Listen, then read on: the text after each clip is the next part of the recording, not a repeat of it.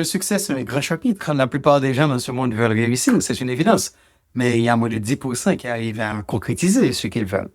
Donc, on a posé la question à des gens, hein, mais qu'est-ce qui différencie ceux qui réussissent, tout ce qu'ils entreprennent, et ceux qui essaient et qui n'y arrivent pas? Et les réponses sont variées. La plupart des gens pensent que c'est l'argent. Si vous avez déjà beaucoup de moyens, c'est une évidence que vous allez réussir. D'autres personnes pensent que c'est l'intelligence. Si vous êtes extrêmement intelligent, ils pensent que c'est tout à fait normal que vous dépassiez la plupart des gens. Mais si je te pose la question, toi, qu'est-ce que tu réponds de faire? Peut-être le talent. Mais la vérité, c'est que c'est aucune de ces raisons-là.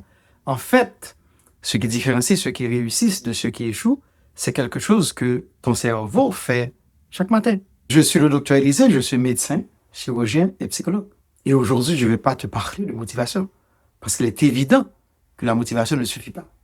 Je vais de préférence te parler de neurosciences pratiques, de ce qui se passe dans le cerveau des gens qui réussissent et qui avancent vite, pendant que d'autres restent bloqués.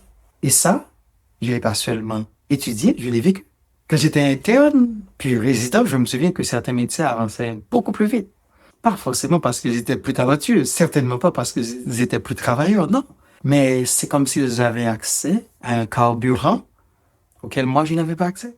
Et ce carburant, je l'ai découvert en étudiant le cerveau humain. Et c'est exactement ce que je vais partager avec toi. Des principes qui sont validés par la science, des principes que j'ai utilisés moi-même dans ma vie. De la vraie science. Voici ce que moi j'ai observé chez la plupart des gens. Ils se lèvent le matin, ils sont contents, ils sont excités, et ils se disent aujourd'hui c'est le jour. On va faire des choses extraordinaires aujourd'hui, on va avancer vers notre rêve. Et quand arrive le soir, arrive aussi le bilan. Et quand ils regardent le bilan, ils n'ont rien accompli, ou presque rien. Et le pire, c'est pas qu'ils n'ont pas pu avancer vers leur rêve. Non. Le pire, c'est ce qu'ils se disent à ce moment. Je suis pas concentré, je suis pas focus et j'arrive pas à travailler, je suis pas reçu. Non. Parce que ce qu'il y a là, ce n'est pas un problème de caractère, c'est un problème de système neurologique. Et un système, ça se répare. Parce qu'aujourd'hui, la plupart des gens ne vivent pas leur journée. Ils la subissent. Ils se réveillent, prennent leur téléphone, regardent les réseaux sociaux, vont répondre à leurs mails. Ils sont déjà en train de dépenser l'énergie fondamentale, mais sans mettre cette énergie sur leurs rêves. Et le soir, ils sont fatigués. Fatigués sans avoir avancé, et ça crée une fatigue morale. C'est comme si leur cerveau leur disait, écoute, à quoi bon essayer? Puisque si tu n'arrives jamais à finir, à quoi bon commencer? J'ai vu ça chez moi et j'ai vu ça chez plusieurs de mes patients aussi. Laisse-moi te raconter une histoire. J'avais comme patient un jeune homme de 28 ans. C'était un jeune homme brillant, éduqué, ambitieux, plein de potentiel. Il venait me voir chaque semaine et chaque semaine, c'était toujours le même discours. Docteur, je vais changer, je vais sortir le meilleur de moi-même, je vais avoir des résultats, je vais avancer vers mes rêves. Quand il venait la semaine suivante, c'était toujours un discours défaitiste, un discours de découragement et il n'arrivait pas à s'en sortir. En tant que médecin et surtout en tant que psychologue, je peux lui dire, tu manques de motivation, tu dois être plus discipliné. Essaie encore, continue, tu vas y arriver. Mais je ne l'ai pas fait. Parce que ce que je voyais dans son cas, c'était pas un manque de volonté, c'était quelque chose de beaucoup plus profond et de beaucoup plus réparable. Son cerveau avait appris à confondre l'inconfort avec le danger. Chaque fois qu'il y avait un changement dans sa vie, ce qui est normal, parce que quand un changement arrive dans ta vie, ça crée de l'inconfort. Parce que la zone de confort, c'est la zone où tu es habitué. Donc, quand tu as un changement dans ta vie, c'est la zone d'inconfort. Et bien, puisque son cerveau interprétait l'inconfort comme une menace, chaque fois qu'il y avait un inconfort et qu'il changeait, son cerveau, son système nerveux déclenchait une alarme. Pas parce qu'il y avait un danger, non. Parce que le cerveau confondait le danger, la menace avec le confort. En neurosciences, on appelle ça l'homéostasie psychologique. Le cerveau veut toujours revenir à ce qu'il connaît, même si ce qu'il connaît te détruit, même si ce qu'il connaît t'empêche de réussir, et même si ce qu'il connaît t'empêche d'atteindre tes rêves. Le cerveau veut toujours revenir à ce qu'il connaît. C'est un mécanisme de survie. C'est pas un défaut de caractère. Quand je le lui expliquais, c'était pour lui toute une révélation parce qu'il ne savait pas. Et la plupart des gens ne savent pas. Parce qu'il a réalisé immédiatement qu'il n'était pas faible, que c'est son cerveau qui faisait son travail. Et c'est là que tout a changé pour lui. Et c'est là aussi que tout va changer pour toi. Voici le secret. Les gens qui réussissent ont compris quelque chose que la science appelle l'activation comportementale. Qu'est-ce que c'est? Pour bien le comprendre, il faut que tu comprennes ton cerveau. Ton cerveau a une zone clé, le cortex préfrontal. C'est lui qui décide, qui fait le lien entre ce que tu veux et ce que tu fais. Mais il y a un problème. Ce cortex, il se fatigue exactement comme un muscle. Chaque décision, chaque micro-hésitation, chaque tentative de te motiver, chaque décision que tu as prise d'être performant mais qui n'arrive pas, ça va user ton énergie cognitive. Et quand l'énergie baisse, le cerveau va basculer. Il va passer du cortex préfrontal au système limbique. Il va passer du rationnel, de la logique, à l'irrationnel, à l'émotionnel. Et c'est là que tu vas céder à la distraction, à la procrastination, aux impulsions.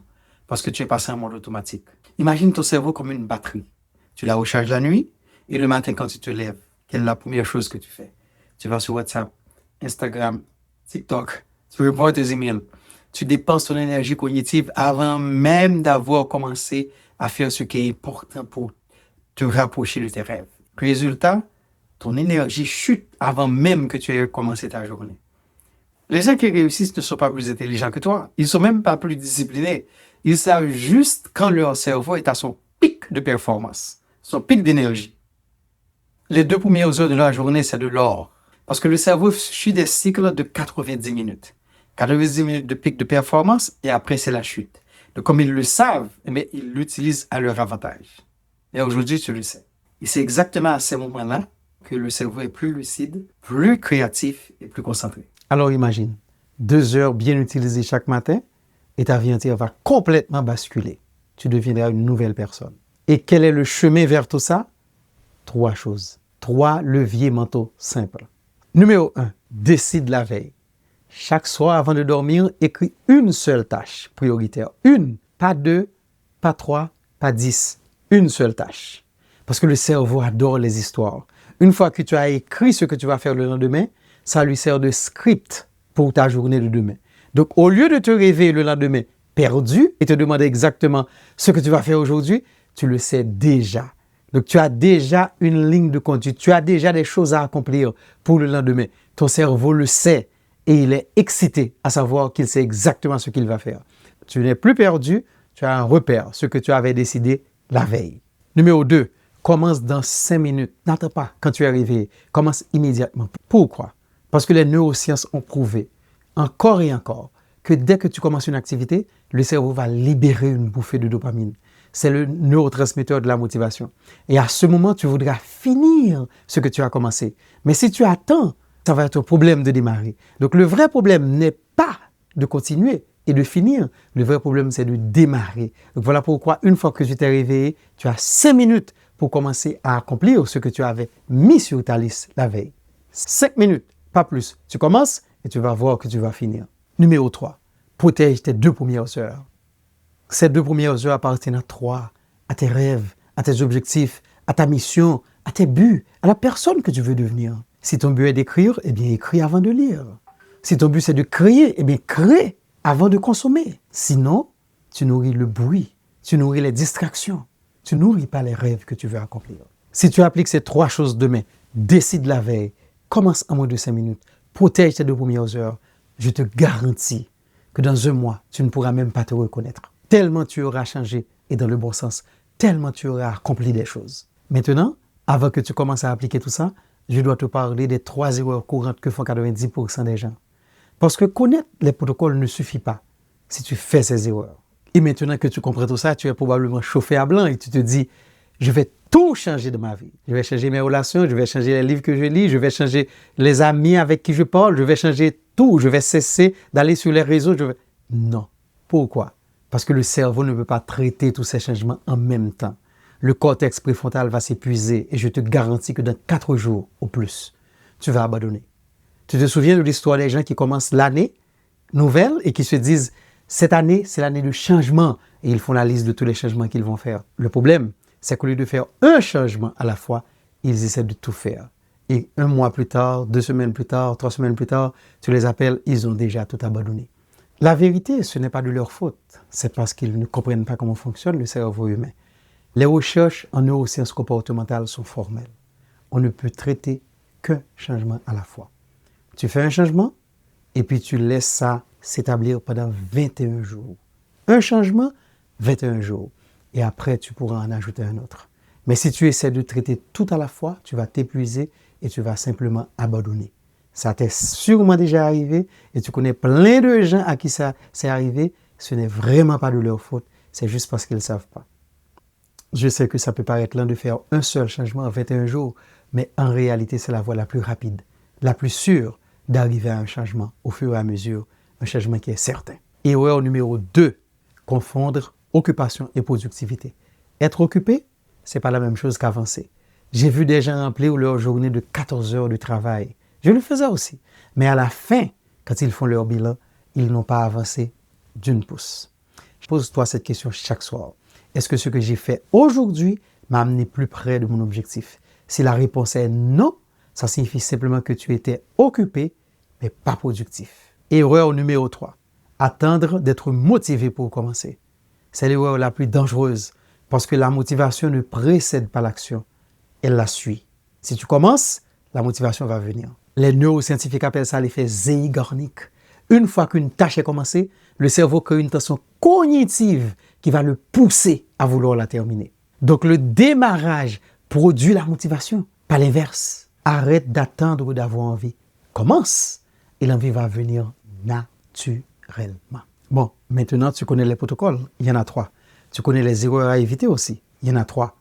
Maintenant je vais te montrer exactement à quoi ça ressemble dans une vraie journée productive. La journée des gens qui réussissent. Il est 6h moins 5, tu te réveilles. Tu prends 60 secondes pour te rappeler ta tâche prioritaire du jour, celle que tu avais écrite la veille. Il est 6h, tu commences. Pas de café d'abord, pas d'email, pas de message, pas de réseaux sociaux. Tu commences. Entre le moment que tu commences et l'effet Zeigarnik qui va être déclenché, tu as besoin de 5 minutes, seulement 5 minutes. Mais ces 5 minutes vont déclencher l'effet Zeigarnik. Et voilà que 2 heures plus tard, tu es toujours en train de travailler sur ta tâche prioritaire. Il est maintenant 8 heures. Et voilà, la tâche prioritaire du jour est accomplie. Les 2 heures en or sont terminées. Maintenant, tu veux lire tes messages, regarder les réseaux sociaux, prendre ton café, faire ce que tu veux. Mais tu as avancé aujourd'hui. Et c'est ça le plus important. Donc, tu vois la différence. Ce n'est pas une question d'énergie surhumaine, c'est une question de séquence. Tu fais les choses dans le bon ordre et tout devient plus facile. Tu seras toujours la même personne, tu auras toujours la même énergie, la même intelligence, les mêmes envies, les mêmes désirs, les mêmes buts. Mais la différence, c'est que tu apprends à faire les choses dans le bon ordre et ça va te permettre de réaliser tes rêves. Je me souviens que j'avais une patiente qui voulait écrire un livre. Elle était obsédée, mais son problème, c'était le temps. Elle était extrêmement occupée. Elle n'arrivait pas à trouver du temps pour l'écrire. Et puis, je lui ai expliqué l'effet Zeigarnik. Je lui ai expliqué la nécessité d'écrire ce qu'elle allait faire le lendemain. Et après la séance, elle a commencé son livre. 3 semaines plus tard, elle avait déjà terminé le premier chapitre. Et 6 mois plus tard, elle avait déjà terminé son livre. Le livre qu'elle essayait d'écrire depuis 6 ans, elle l'a terminé en 6 mois. Bref, ce n'est pas de la magie. C'est de la neurologie appliquée. C'est de la vraie science. Et ça changera ta vie. La vérité, c'est que la réussite rapide, ce n'est pas un mythe. Ce n'est pas réservé aux chanceux, à ceux qui ont le plus de moyens, à ceux qui travaillent plus dur. Non, c'est une mécanique. Et maintenant, tu connais la mécanique. Souviens-toi, tu n'as pas besoin de discipline magique, juste un cerveau bien entraîné. Pas de chance, juste de la structure. Pas de motivation infinie, juste un système clair qui fonctionne. Ce que plein de gens ne réalisent pas, c'est que chaque matin, ton cerveau te donne un chèque d'énergie mentale. C'est à toi de choisir où tu veux le dépenser, dans le bruit ou dans ta mission. Si cette vidéo t'a apporté de la valeur, like, commente et partage. Et surtout, n'oublie pas de me dire dans les commentaires quelle est ta tâche prioritaire de demain. Et si tu veux aller plus loin, j'ai une newsletter où chaque semaine, je partage des protocoles de performance mentale, des protocoles concrets, validés par la science. Le lien est dans la description. Et surtout, rappelle-toi, tu n'as pas un problème de discipline. Tu as un cerveau qui a besoin de bons systèmes qui marchent bien. À la prochaine. Dr. Élisée.